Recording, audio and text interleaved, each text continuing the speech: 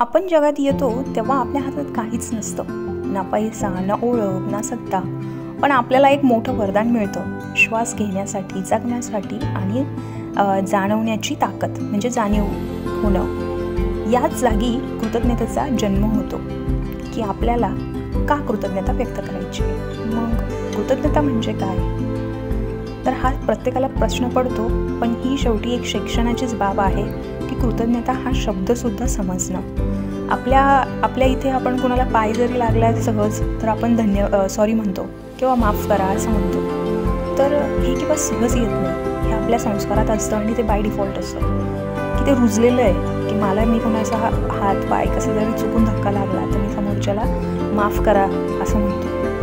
किंवा कृतज्ञता म्हणजे धन्यवाद म्हणणं की एखाद्याने मला थोडीशी जरी मदत केली, रस्ता दाखवला, पाणी दिलं किंवा काही ओझं उचलू लागलं तर मला तिथे धन्यवाद म्हणायचं. तर आपल्याकडे जे आहे ना त्याची जाण ठेवणं किंवा मला कोणीतरी दिलं त्यासाठी कृतज्ञ मन असणं. कृतज्ञ मन असलेली माणसं जगात शांत असतात, समाधानी असतात आणि प्रत्येक परिस्थितीत शिकतात. मग कृतज्ञतेचा जन्म कुठं होतो, तर मग पहिली कृतज्ञता हा जन्म आणि निसर्ग. आपण पहिला श्वास घेतो तेव्हा आईने आपल्याला आयुष्य दिलेलं असतं.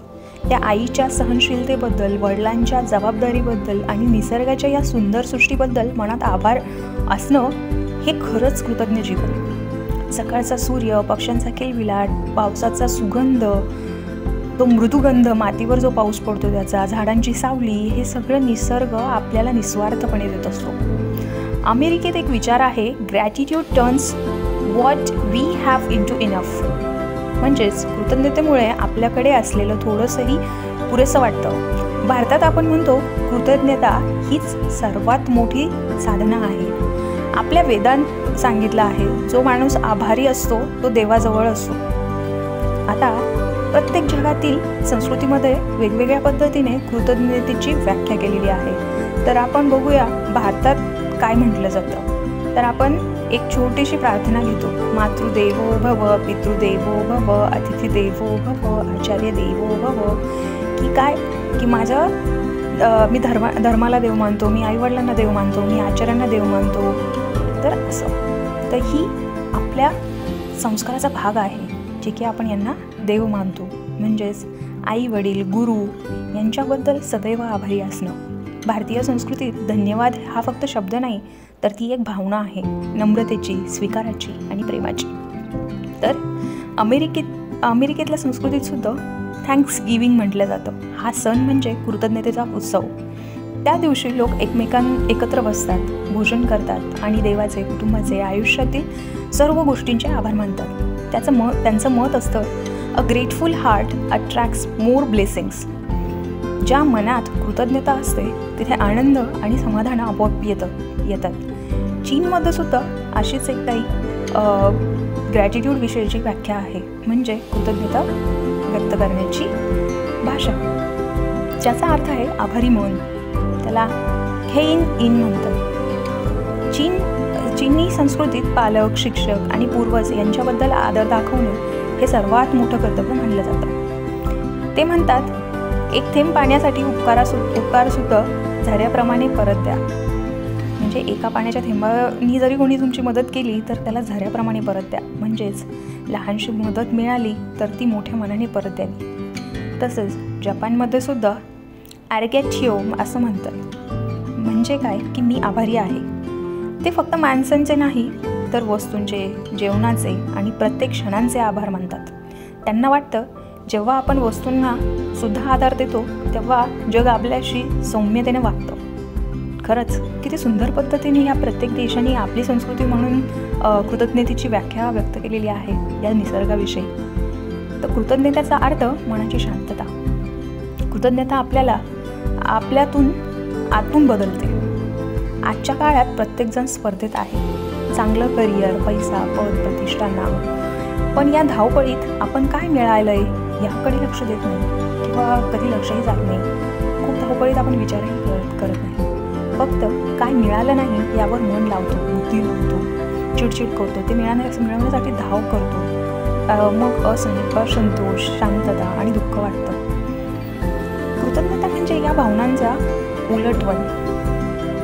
देवाने मला दिलं आहे, थोडंच खूप आहे असं म्हणण्याची शक्ती. जेव्हा आपण आभारी असतो तेव्हा मन शांत होतं आणि जीवन हलकं वाटतं.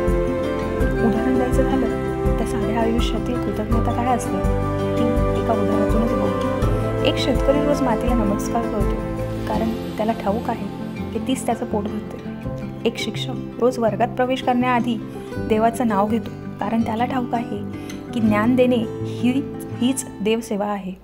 एक आई जेवण करताना म्हणते, खूप खा बाळा.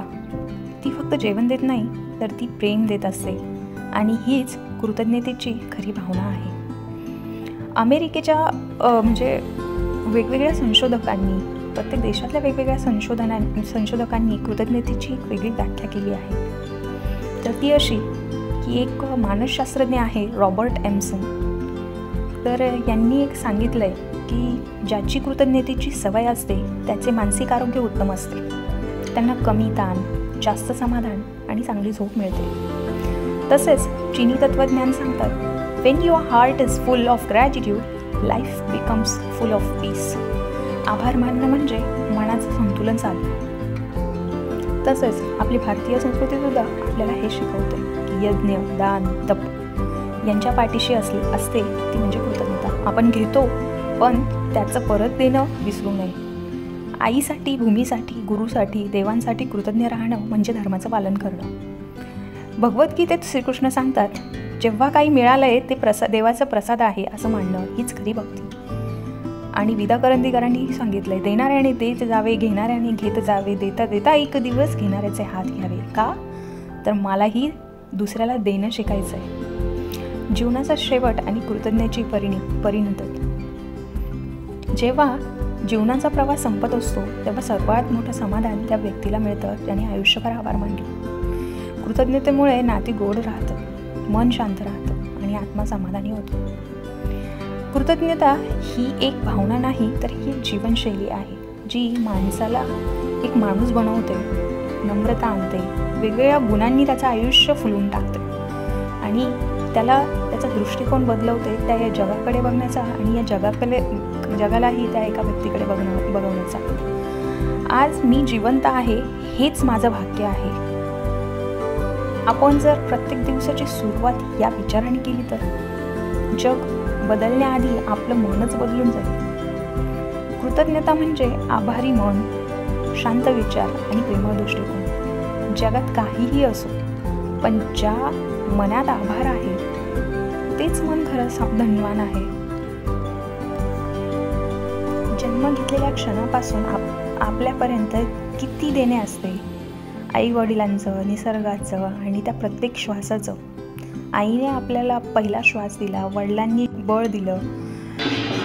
या दोघांनी दिलेलं आयुष्य हेच आशीर्वादाचं झाड आहे. बालपणीच्या त्या गोष्टी, छोट्या गोष्टी, खेळणी, शाळेतले दिवस, मित्रांसोबतचं हसणे, त्या प्रत्येक क्षणात काहीतरी शिकायला मिळालं. ज्यांनी आपल्याला रागावलं, ओरडलं त्यांनीसुद्धा आपल्याला चांगलं बनवण्यासाठी केलं. त्यांच्याबद्दलही कृतज्ञता हवीच. निसर्गाकडे पाहिलं की जाणवतं किती मोठं दान आहे आपल्याकडे. प्रत्येक सकाळी उगवणारा सूर्य, थंडगार वारा, पाऊस, हिरवं झाड ते सगळं निस्वार्थ आहे. आपण फक्त भेट राहतो. कधी निसर्ग कधी तक्रारी नसतो. युवावस्थेत स्पर्धा, यश, करिअर, लग्न, मुलं हे सगळं आयुष्याचं एक प्रवाह बनतं. कधी जिंकतो, कधी हारतो, पण प्रत्येक अनुभव काहीतरी शिकवतो. कृतज्ञ राहणं म्हणजे फक्त मिळालेल्याचं आभार मानणं नाही तर त्या मिळालेल्यापासून शिकण्याची तयारी ठेवणं. लग्नात आपल्याला जोडीदार मिळतो तो आपल्याला आनंदात सहभागी होतो, दुःखात आधार देतो. कुटुंब, नातेवाईक, मित्र हे सगळे त्या जीवन प्रवासाचे रंग आहेत. प्रत्येक नातं काहीतरी शिकवून जातं. प्रेम, सहनशीलता, माफ करणं आणि वाटून घेणं. शेवटी जेव्हा जीवनाचा सूर्य मावळत असतो तेव्हा मागे पाहून असं वाटतं, हो मी प्रत्येक क्षण जगले, प्रत्येक नातं जपलं आणि प्रत्येक देणगीबद्दल मनापासून कृतज्ञ राहिलो. आयुष्य म्हणजे फक्त जगणं नाही तर आभार मानणं, जगणं आहे. कृतज्ञता हीच आपली खरी संपत्ती आहे जी जन्मापासून मृत्यूपर्यंत आपल्याला शांतता देते. प्रत्येक श्वासात देवाचं देणं आहे, प्रत्येक क्षणात निसर्गाचं गाणं आहे. हसून जगणं, रडून शिकवणं यातच जीवनाचं खरेपण आहे. आई, वडील, गुरु, मित्र यांच्यामुळे आपली वाट जग त्यांच्या प्रेमात, त्यांच्या त्यागात आपलं अस्तित्व फुलतं. जे गेले त्यांचं दुःख नाही, जे मिळालं त्याचं मूळ हवं. ज्याने हात दिला त्या क्षणाचंही आपण कधी विसरू नये असं मन हवं. कृतज्ञता ही देवाशी जोडणारी भाषा आहे, कारण देवाशी बोलण्यासाठी शब्द नको, आभारी मन पुरेसं आहे. जो आभारी तोच खरंच श्रीमंत, कारण संपत्ती वस्तूमध्ये नाही तर ती भावनांमध्ये आहे. प्रत्येक सकाळी देवाचे नाही तर आयुष्याचे आभार मानले पाहिजे, कारण सूर्य उगवतो म्हणजे अजून एक संधी मिळाली. कृतज्ञता म्हणजे माणसाचं मन आरशात पाहणं, स्वतःकडे नव्या नजरेने, नव्या दृष्टिकोनाने, नवीन मिळालेल्या संधीसारखं, की इथे मला चमकायचं आहे, इथे मला उजळायचं आहे माझं आयुष्य, जे मला मिळालं आहे आणि त्याच्यासाठी मी आयुष्यभर कृतज्ञ राहील. जमिनीला स्पर्श केला तर कळलं ती आई आहे, आकाशाला पाहिलं तर कळालं तो वडील आहे, झाडाकडे पाहिलं तर कळालं तो मित्र आहे आणि स्वतःकडे पाहिलं तर कळालं देव माझ्यातच आहे. मन जेव्हा आभारी होतं तेव्हा दुःखही सुंदर दिसतं, कारण प्रत्येक वेदनेत शिकवणं असतं आणि प्रत्येक शिकवणीत शांती असते. किती सुंदर आहे हे सगळं आणि ते सुंदर माझ्या वाचण्याने किंवा माझ्या मनालाही किती फुलवतं आहे.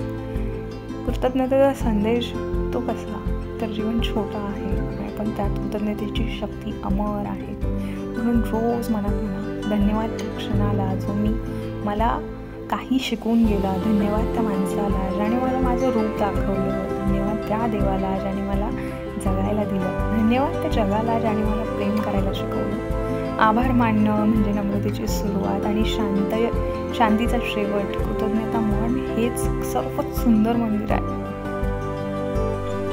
कृतज्ञता हा विषय इतका विशाल आहे, जितकं बोलावं तितकं कमीच वाटतं. भावनिक आणि गहिरं विस्तार जोडतं, ज्यात मानवता, नाती, जीवनातील छोटे अनुभव आणि आत्मचिंतन हे अफाट आहे. जी भाषा आहे ना तर ती ह्या हृदयाला वेढणारी आहे. कधी विचार केला आहात का, आपण रोज सकाळी डोळे उघडतो हे किती मोठं वरदान आहे. किती लोक आहेत जे सकाळ पाहू शकले नाहीत, आपल्याला पुन्हा एक संधी मिळते काहीतरी बदल करण्यासाठी, प्रेम देण्यासाठी, कोणाचं आयुष्य थोडं सुंदर करण्यासाठी. हीच तर खरी कृतज्ञता आहे. आपल्या आयुष्यात काही लोक येतात आणि जातात, काही शिकून जातात, काही दुखवून जातात, पण प्रत्येक व्यक्ती आपल्या जीवनात काहीतरी ठेवून जाते, अनुभव, आठवण किंवा दिशा. मग आपण त्यांच्याबद्दल राग न ठेवता फक्त एवढं म्हणूया, धन्यवाद तू मला स्वतःला ओळखायला शिकवलंस. कृतज्ञता म्हणजे फक्त चांगल्या गोष्टीसाठी नाही तर वाईट प्रसंगासाठी सुद्धा असते. कारण जेव्हा परिस्थिती कठीण होते तेव्हा आपला खरा स्वभाव दिसतो, आपल्यातलं बळ जागं होतं. कधी एखाद्या मुलाला हसताना पाहिलंय का? त्याच्या हसण्यात जगण्याचा अर्थ लपलेला असतो. कधी वृद्ध व्यक्तीने देवा धन्यवाद अजून एक दिवस दिला असं म्हणताना ऐकलंय का? तो शब्द म्हणजे शुद्ध प्रार्थना आहे. आपण कॉफी घेतो, पाऊस ऐकतो, मित्रांशी गप्पा मारतो. या छोट्या क्षणांबद्दल आपण जाणीवपूर्वक आभारी राहिलो तर जीवन आपोआप सुंदर होईल. जगात धर्म, भाषा, संस्कृती वेगळ्या असल्या तरी कृतज्ञतेचा सूर सर्वत्र सारखाच आहे. धन्यवाद हा शब्द जिथे उच्चारला जातो तिथे प्रेम फुलतं. अमेरिकेत थँक्यू, चीनमध्ये शेशे म्हणतात, जपानीमध्ये आर्ग्याछो म्हणतात. असं म्हणतात धन्यवाद आणि आभारी. भाषा वेगळी पण भावनेचा अर्थ एकच, प्रेमाने स्वीकार. देवा मी तुझ्याकडे काही मागत नाही, फक्त इतकं मागते, आभार मानणारं मन दे. रागवण्याआधी समजावून घेणं दे, गमावल्यानंतरही हसणं दे आणि मिळालेलं जपण्यासाठी शांती दे. माझं मन नेहमी लक्षात ठेवो. प्रत्येक माणूस, प्रत्येक क्षण, प्रत्येक अनुभव हे सगळं तुझ्या देणगीचा भेट आहे. जेव्हा आपलं आयुष्य संपेल तेव्हा लोक म्हणतात ही व्यक्ती श्रीमंत नव्हती पण आभारी होती. कारण कृतज्ञ माणूस जग जोडतो तेव्हा त्याचं नाव नव्हे, त्याचा आभार भाव लोकांच्या मनात राहतो. जगात सर्वात सुंदर संगीत म्हणजे आभारी मानाचा शब्द. ज्याचे मन कृतज्ञ त्याचं आयुष्य उज्ज्वल. देवापर्यंत पोहोचायचं असेल तर आभाराने चालत राहा. आभार मानाचा प्रकाश आहे जो अंधारातही मार्ग दाखवतो.